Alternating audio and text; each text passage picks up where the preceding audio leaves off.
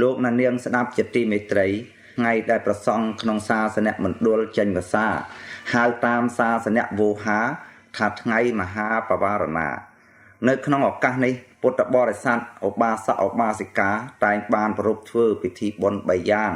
ស្របជាមួយប្រសង់បវរណាចេញភាសានេះដែរគឺមួយបុណ្យរាប់បាតផ្ដាច់ភាសា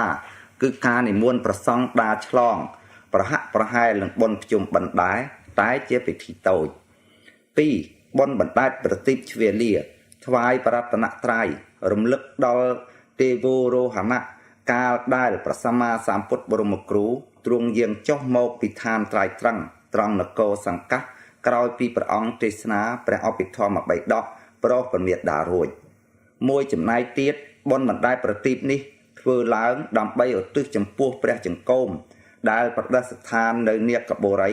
ព្រមទាំងស្នាមប្របាទដែលប្រតិស្ថាននៅកន្លែងទាំង5មាននៅភ្នំខ្សាច់ទៀតឆ្នេរស្ទឹងអ្នកមទាជាដើម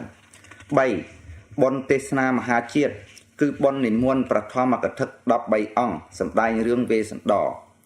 បុណ្យខ្មែរយើងធ្លាប់បានធ្វើតាំងពីបុរាណកាលមកមិនដែលលួសខានឡើយដោយមានពុព្វហេតុធំ3យ៉ាងទៀតគឺ1ដើម្បីអប់រំបន្ទុំនិស័យពុទ្ធបរិស័ទឲ្យដើរតាមមាគ៌ាល្អគឺការធ្វើទានដើម្បីសង្គ្រោះដល់អ្នកក្រីក្រមួយចំណែកទៀតអាចឲ្យអ្នកស្ដាប់យល់បាននៅតម្លៃអក្សរសាស្ត្រដែលជានិពន្ធរបស់បុព្វបុរសយើង 2. ដោយនៅចុងវស្សានរដូវនេះអ្នកស្រែចម្ការយើងនៅត្រូវការទឹកភ្លៀងនៅឡើយហើយបុរាណលោកបារម្ភក្រែងអស់ភ្លៀងព្រោះពេលនេះស្រូវកំពុងចេញផងទើបលោករៀបចំទេសនាមហាជាតិដែលប្រារព្ធចំពោះភ្លៀងសួរមួយឈ្មោះបោកក្រពរ 3. តាមសេចក្តីក្នុងសាស្ត្រាមាល័យសូត្របានសម្ដែងថាកាលមាល័យទេវថែបានទៅជួបនឹងពោធិសត្វឈ្មោះអរិយមេត្រីទេវបុត្រនោះបានសួរថាមានឧបាសកឧបាសិកាពុទ្ធបរិស័ទចង់ទាន់សាសនាព្រះសិអាមេត្រីតើឲ្យធ្វើបុណ្យអីទើបពោធិសត្វត្រាស់ថាបើចង់ទាន់សាសនាព្រះសិអានោះត្រូវឧស្សាហ៍ស្ដាប់រឿងវេស្សន្តរអាចនឹងទាន់សាសនានេះហើយដោយមានពុព្វហេតុដូចបានរៀបរាប់មកនេះហើយទើបពុទ្ធបរិស័ទនាំគ្នាប្រពធ្វើបុណ្យទេសនាមហាជាតិនេះឡើងវិទ្យុដែលជាសម្លេងរបស់ប្រជាពលរដ្ឋខ្មែរក៏បានចាត់ចែងប្រពៃណីនេះជូនជាទីសន្តាប់ដោយបាននិមន្តព្រះសង្ឃ13អង្គមកអំពីអារាមទាំងឡាយក្នុងសាធារណរដ្ឋខ្មែរជាតំណាងព្រះសង្ឃទាំងអស់មកទេសនាក្នុងឱកាសនេះគឺ1ព្រះគ្រូព្រះបតុមវង្សាច័ន្ទសៀងគង់នៅវត្តបទុមដីទេសនាកាន់ទោះពោ2ព្រះវិផត្តញាណពេជ្រមឿនវត្តអណាឡោមទេសនាកាន់ហេមពៀន3ព្រះភិក្ខុយ៉ងអ៊ីមវត្តវិផត្តរាំងសីទេសនាកាន់ទៀនកាន់4ព្រះបលាត់អរិយវង្សសូសេងវត្តស្វាយពពែទេសនាកាន់វណ្ណបវេ5ព្រះគ្រូមគ្គញាណទាវងវត្តស្រាវ័នដៃជោទេសនាកាន់ជជក់6ព្រះភិក្ខុជ័យតតតោខៀវមឿនវត្តសន្សំកុសលបឹងទំពុន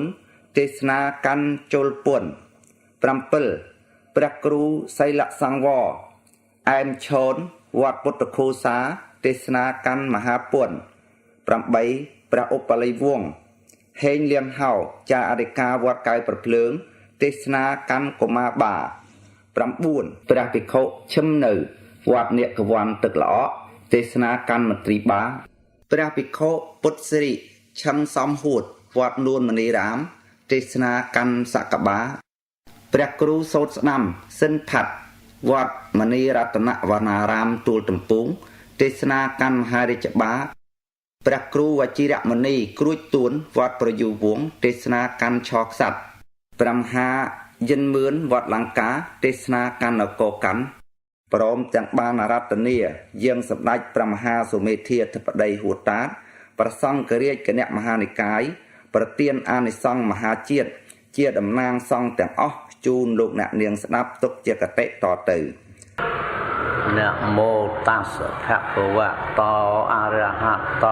สัมมาสัมพุทธัสสะนะโมตัสสะภะคะวะโตอะระหะโตสัมมาสัมพุทธัสสะ นะโมตัสสะภะคะวะโตอะระหะโต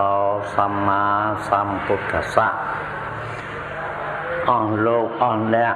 ពុទ្ធបរិស័ទទាំងឡាយអំបញ្ញមិញនេះអស់លោកអស់អ្នកពុទ្ធបរិស័ទទាំងអស់ក្នុងរដ្ឋធានីនិងតាមខេត្តនានាទើបតែនឹងបានស្លាប់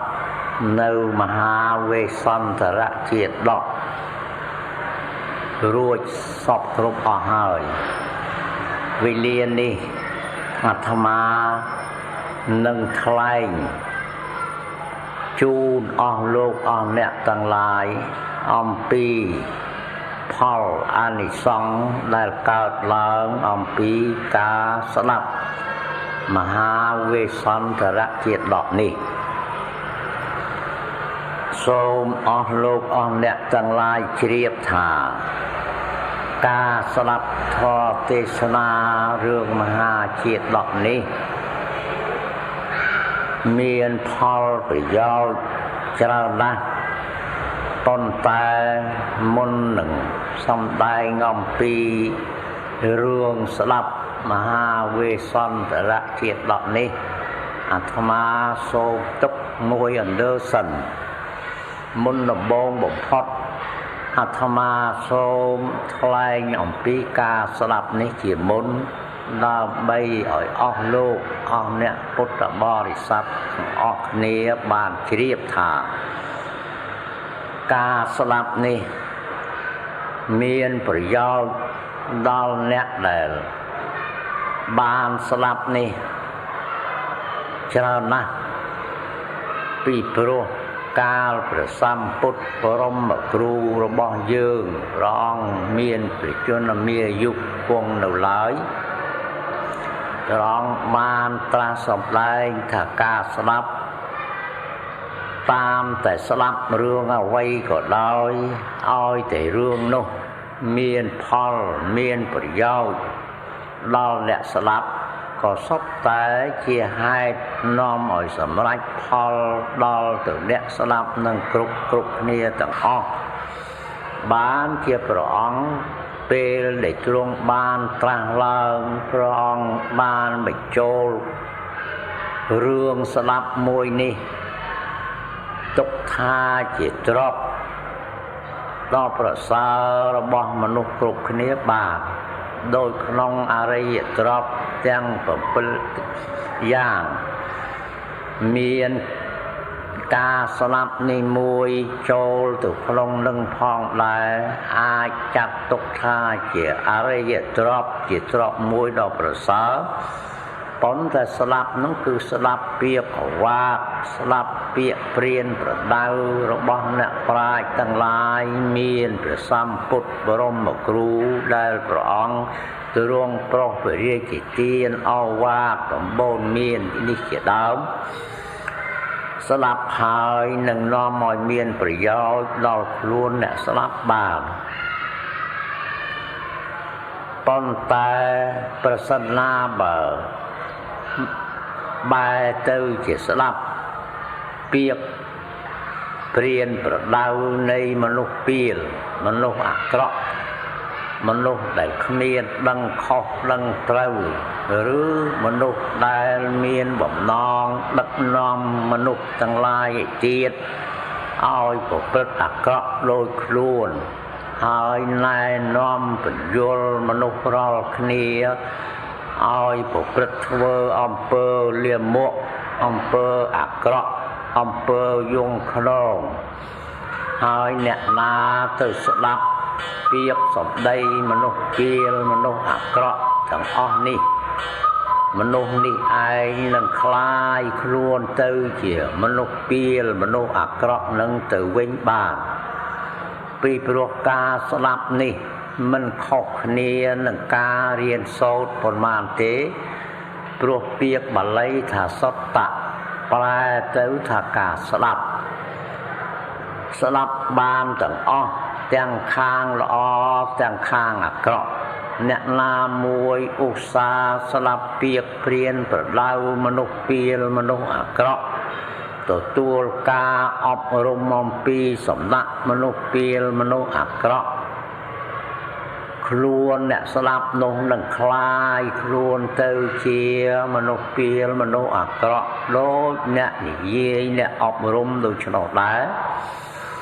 ហេតុនេះហើយបានជាព្រះពុទ្ធទ្រង់ត្រាស់ឡើងព្រះអង្គសម្ដែងក្នុងមង្គលសូត្រប្រាប់ថាកុំឲ្យខ្សែគប់នឹងមនុស្សពីលមនុស្សអាក្រក់មនុស្សគ្មានដឹងខុសដឹងត្រូវ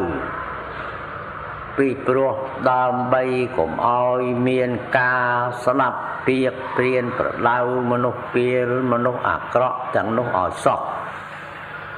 ព្រោះការស្ដាប់នេះក៏ដូចជាការរៀនយ៉ាងនឹងដែរស្ដាប់ញយទៅនៅសម្ដីមនុស្សអាក្រក់ទាំងអស់នោះ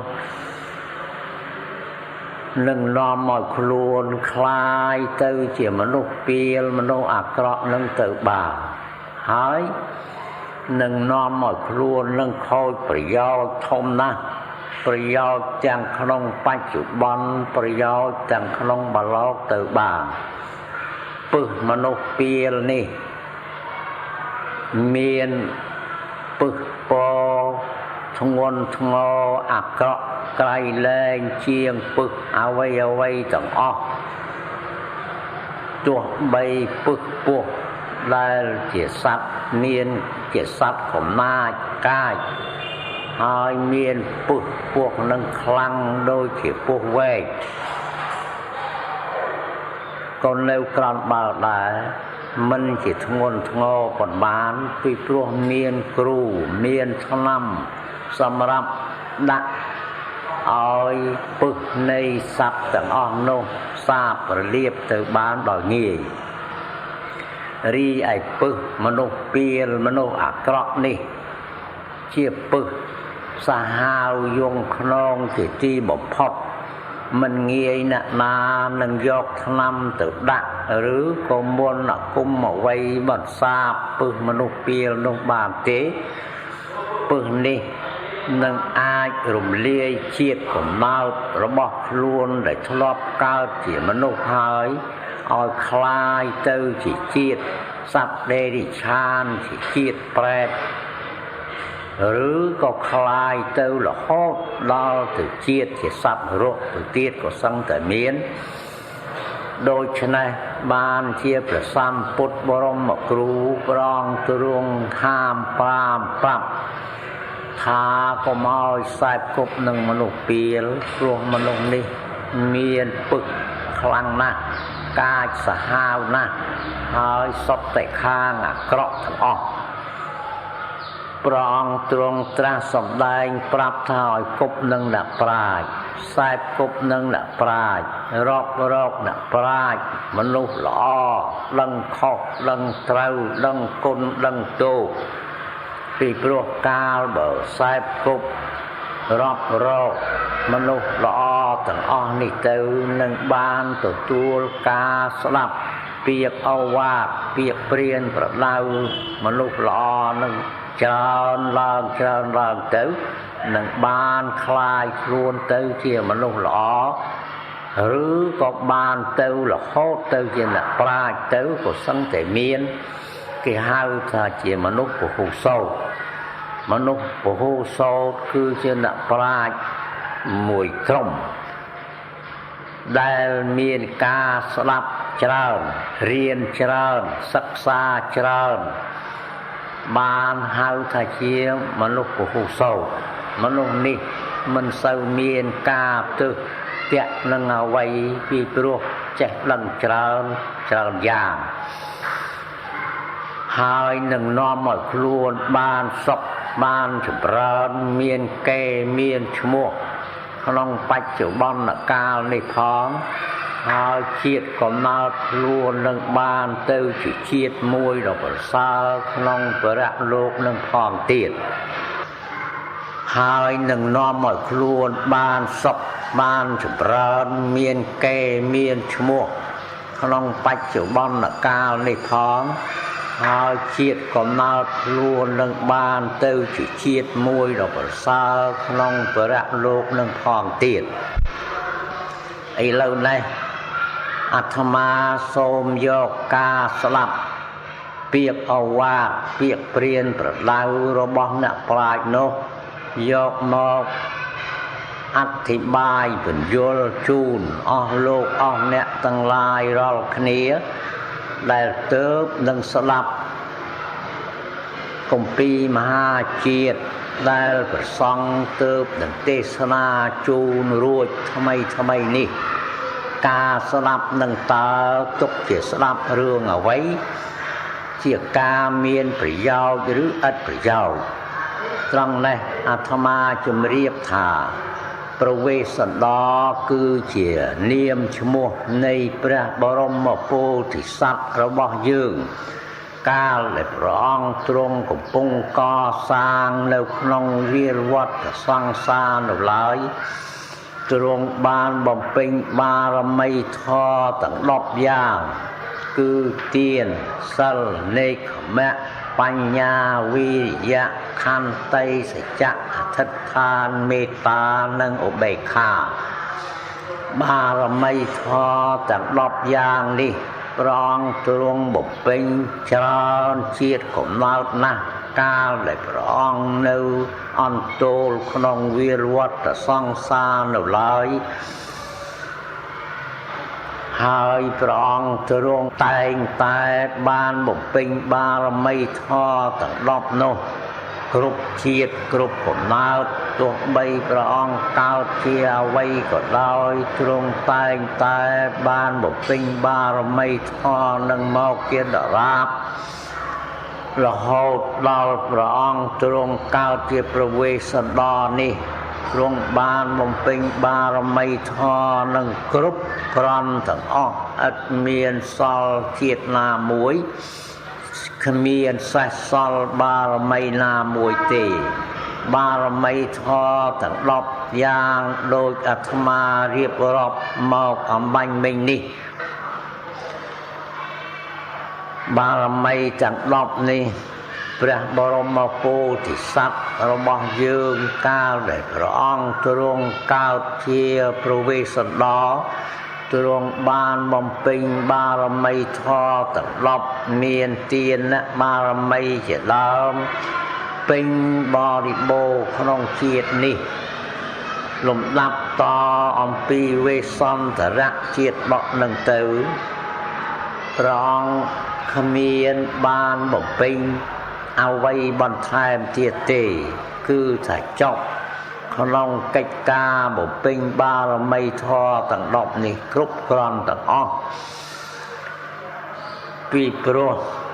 លំដាប់តអំពីជាតិជាប្រវេស្សន្តរនឹងទៅព្រះអង្គទ្រង់ទៅកើតនៅក្នុងឋានដុសិតបានធ្វើជាស្ដេចនៃទេវតានៅក្នុងឋានដុសិតនោះរហូតដល់ផុតអាយុក្នុងជាតិជាសន្តោសិតទេវរាជហើយព្រះអង្គទៅយុទ្ធអំពីឋានដុសិតមកវិញមកកើតនៅក្នុងមនុស្សលោកនេះជាព្រះរាជាឱរសនៃព្រះនាងសិរិមហាមាយាទេវីជាព្រះមេត្តាហើយនឹងប្របាទសិរិសុទ្ធោទនៈជាបវររាជបិតាទ្រង់បានបំពេញកិច្ចការនៅក្នុងព្រះជាតិនោះរហូតទួលគ្នានឹងព្រះអង្គបានត្រាស់ទៅជាព្រះពុទ្ធអស់រយៈកាល45ឆ្នាំរួចទ្រង់បរិនិព្វានទៅវិញក្នុងព្រះជន្មាយុ80គត់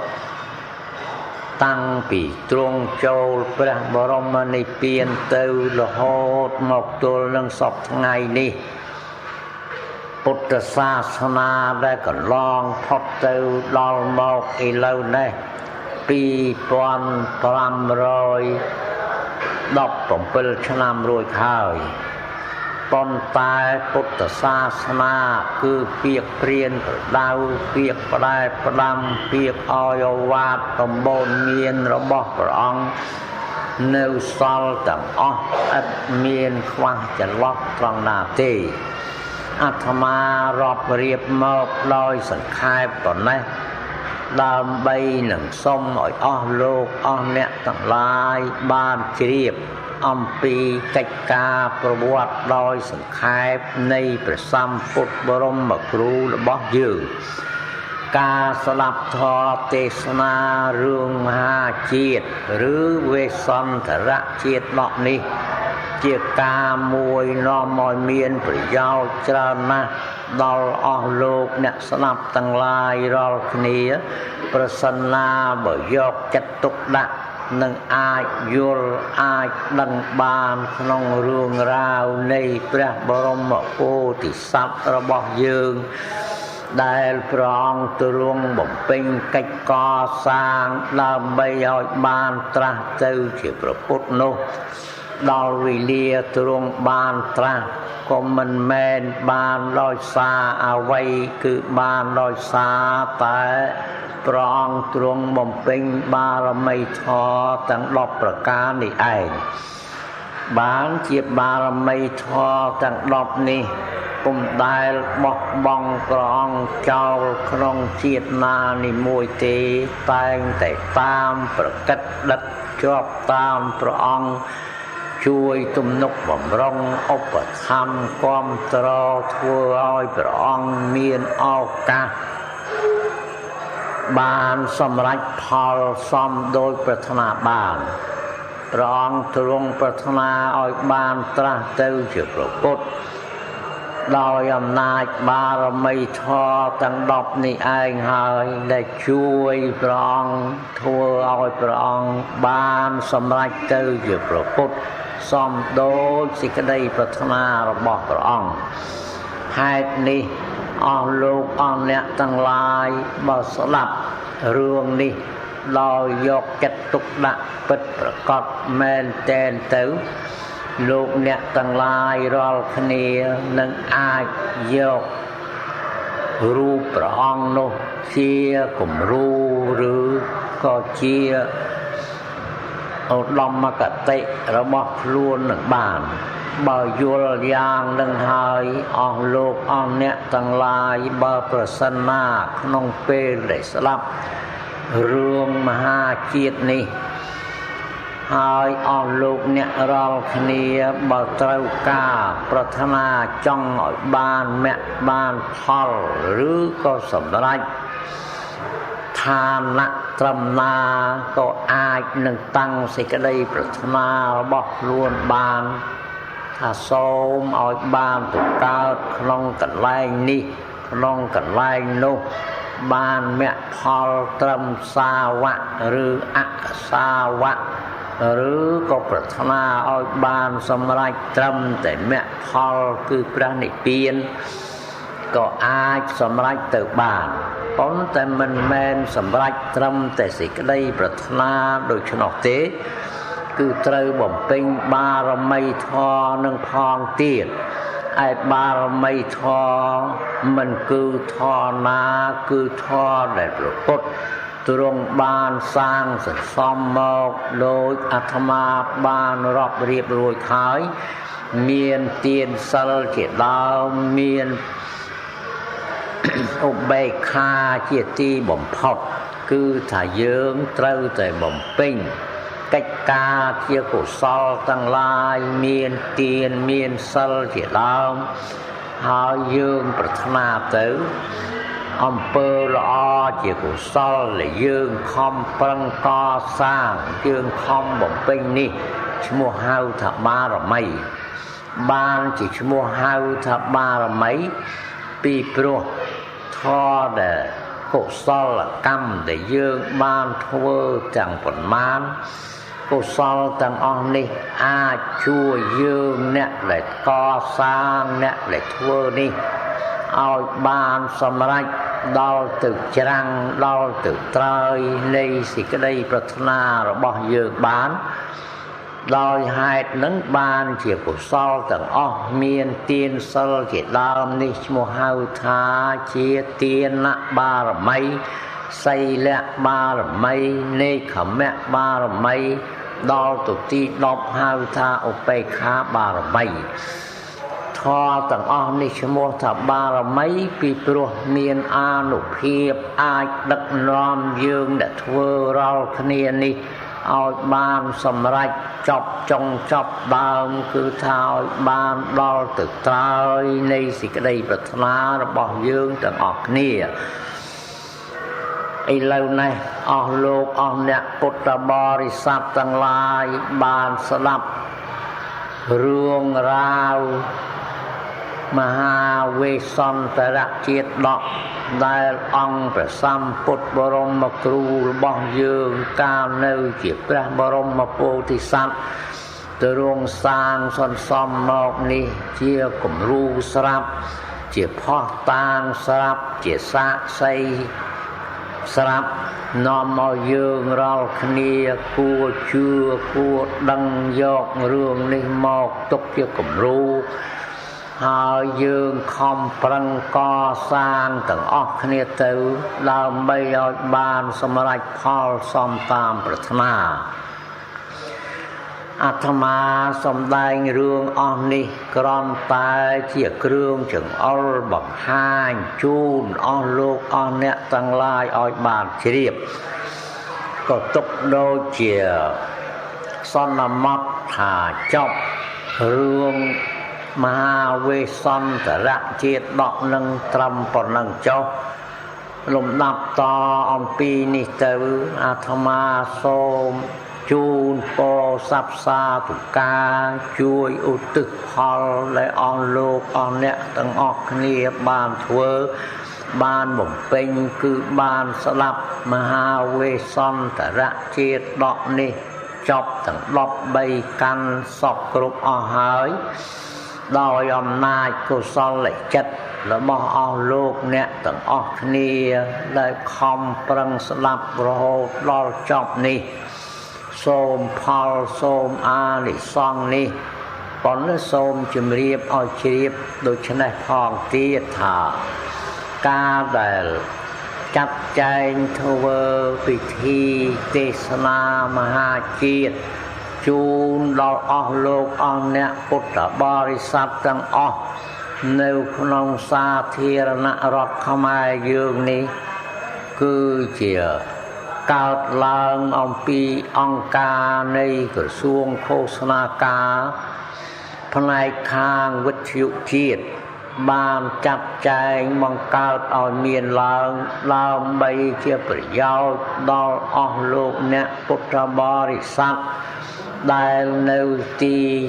ចិត្តក្តីឆ្ងាយក្តីដែលពុំទាន់ដែលបានស្ដាប់រឿងមហាវេសន្តរជាតិដកនេះឲ្យបានស្ដាប់បានឮទាំងអស់គ្នាទៅដើម្បីជាផលប្រយោជន៍គួរឲ្យបានសម្រេចសមតាមបំណងនៃពុទ្ធបរិស័ទទាំងឡាយដែលធ្លាប់បានឮបានជ្រាបអំពីរឿងមហាវេសន្តរជាតិដកនេះកុំឲ្យអខាតឥឡូវនេះបានឮបានស្ដាប់គ្រប់គ្នាអស់ហើយសូមឲ្យអស់លោកអស់អ្នកទាំងឡាយតាំងចិត្តនឹងបំពេញការកុសលជាបារមីធម៌នាំឲ្យបានសម្រេចផលប្រយោជន៍ដល់អស់លោកអស់អ្នករាល់គ្នាទាំងអស់ឲ្យបានសមដោយសេចក្តីប្រាថ្នាអាត្មាអ្នកសម្ដែងសូមឧទ្ទិសកុសលចេតនានេះ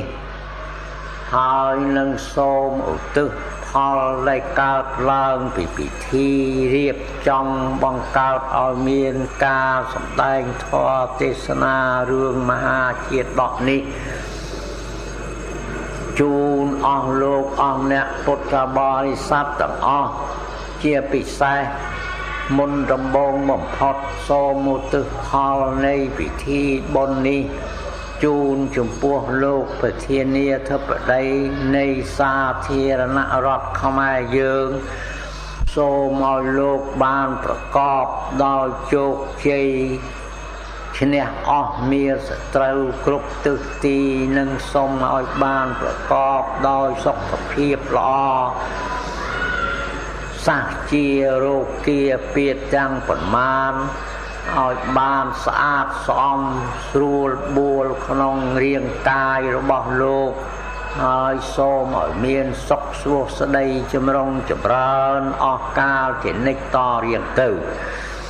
ម្យ៉ាងវិញទៀតសូមឧទ្ទិសផលទាំងអស់នេះជូនលោកប្រធាននិងសមាជិកនៃសភាទាំងពីរនៃក្នុងសាធារណរដ្ឋខ្មែរយើងព្រមទាំងលោករដ្ឋមន្ត្រីទី1និងសមាជិកនៃរដ្ឋាភិបាលទាំងអស់ព្រមទាំងរដ្ឋការគ្រប់តំណែងសូមឲ្យអស់លោកទាំងអស់នោះបានប្រកបដោយជោគជ័យសុខសួស្តីចម្រុងចម្រើនគ្រប់ប្រការកុំឲ្យមានជួបប្រទះនឹងឧបសគ្គអ្វីចាត់ការអ្វីដែលជាប្រយោជន៍ដល់ស្រុកទេក៏សូមឲ្យកិច្ចការនោះបានសម្រេចផលសមដោយសេចក្តីប្រាថ្នារបស់អស់លោកអ្នកដែលកាន់ការរដ្ឋទាំងអស់នោះឲ្យបានសម្រេចដោយបំណងម្យ៉ាងវិញទៀតសូមឧទ្ទិសផលនេះជូនចំពោះដល់អស់លោកអ្នកជាយុទ្ធជនអ្នកដែលចូលទៅធ្វើចម្បាំងរាំងជលដើម្បីការពារប្រទេសជាតិនេះ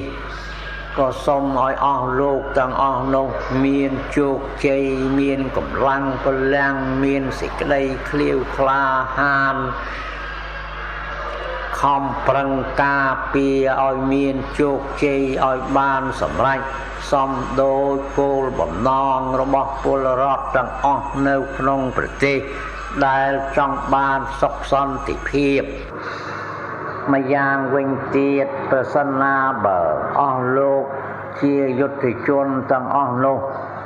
បាត់បង់ជីវិត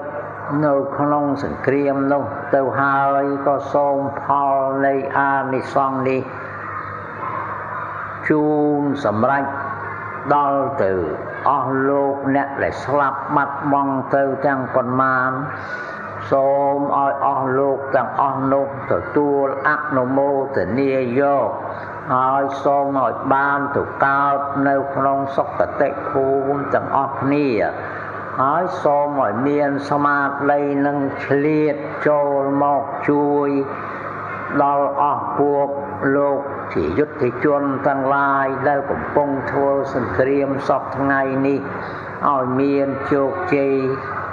សុខចម្រើនគ្រប់ប្រការតរៀងទៅទៀតមួយវិញទៀតពុទ្ធបរិស័ទទាំងឡាយនៅក្នុងសាធារណរដ្ឋខ្មែរយើងទាំងអស់នេះដែលបានស្លាប់រឿងមហាជាតិនេះរួចសពគ្រប់អស់ហើយក្តីអស់លោកទាំងឡាយណាដែលពុំទាន់បានស្លាប់នឹងក្តីក៏សូមផលនៃអានិសង្សនេះជូនចំពោះអស់លោកពុទ្ធបរិស័ទទាំងអស់នោះសូមឲ្យបានប្រកបដោយសុខសួស្តីចម្រុងចម្រើននិងសុភមង្គលគ្រប់យ៉ាងឲ្យបានសម្រេចផលដល់ទៅអស់លោកអ្នកពុទ្ធបរិស័ទទាំងអស់សូមកុំឲ្យជួបប្រទះនឹងសេចក្តីទុក្ខវេទនាលំបាកក្រៀមក្រំនៅក្នុងពេលសង្គ្រាមនេះសូមឲ្យបានឆាប់បានសម្រេចដល់នៅសុខសន្តិភាពក្នុងពេលដ៏ឆាប់រហ័សក្នុងខាងមុខនេះលំដាប់តអំពីនេះទៅអាត្មាសូមឧទ្ទិសផលនេះដល់អស់ពួកទេពតាគ្រប់ទិសទីទាំងអស់សូមឲ្យទេពតាទាំងអស់មកទទួលយកផលដែលពុទ្ធបរិស័ទទាំងឡាយបានរៀបចំពិធីទេសនាមហាជាតិនេះសូមផលនេះបានសម្រេចដល់ទៅទេពតាទាំងអស់គ្រប់ឋានៈ ចិត្តក្តីឆ្ងាយក្តីក៏សូមឲ្យទេវតានឹងបានសុខបានចម្រើនទាំងអស់គ្នានឹងផងហើយសូមឲ្យទេវតាទាំងអស់នោះកុំធ្វេសប្រហែសកុំបោះបង់ធ្វើប្រងើយកន្តើយសូមឲ្យទេវតាទាំងអស់នោះយកចិត្តទុកដាក់ទាំងអស់គ្នាហើយជួយរកមធ្យោបាយធ្វើយ៉ាងណាដើម្បីឲ្យសាធារណរដ្ឋខ្មែរយើងនេះបានសម្រេចដល់នៅសុខសន្តិភាពយ៉ាងឆាប់រហ័សកាលបើសាធារណរដ្ឋខ្មែរដែលជាអ្នកកាន់ព្រះពុទ្ធសាសនានេះបានដល់នៅសុខសន្តិភាពហើយទេវតាទាំងឡាយដែលបានជួយហើយមុខជាមិនខាតទេនឹងមានចំណេញច្រើនដោយសារ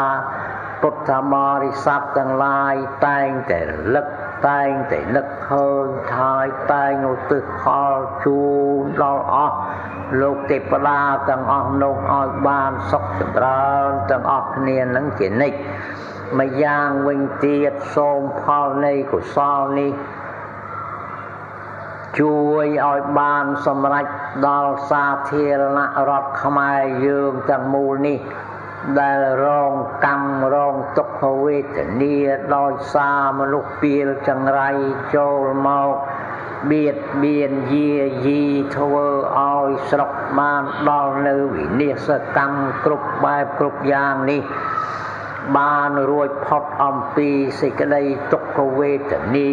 រួចផុតអំពីសេចក្តីវិនាសគ្រប់បែបគ្រប់យ៉ាងហើយសូមផលកុសលទាំងអស់នេះជួយ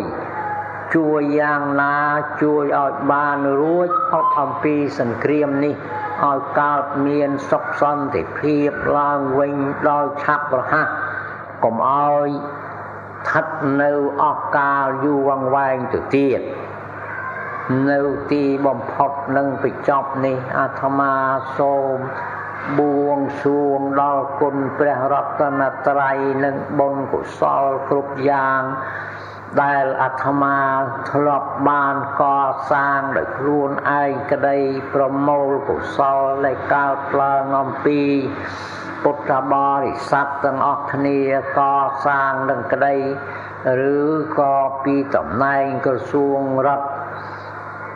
ទាំងអស់នឹងក្តីបានធ្វើអំពើល្អអ្វីមួយអាត្មាសូមប្រមូលយកមកទាំងអស់ហើយសូមផលនៃកុសលនេះជួយទ្រទ្រង់សាធារណរដ្ឋទាំងមូលនេះឲ្យបានប្រកបដោយជោគជ័យសុខសួស្តីចម្រុងចម្រើននិងសុខសន្តិភាពឲ្យបានសម្រេចក្នុងពេលឆាប់នេះកុំបីឲ្យមានយូរអង្វែងតទៅទៀតឡើយអយ៉ាងធម្មទេសនាសង្ឃតេនសម្មតាក៏ទេសនាដែលសម្ដែងមកនេះក៏សូមសន្មតថាចប់ដោយសង្ខេបត្រឹមប៉ុណ្ណេះអេវ៉ាំង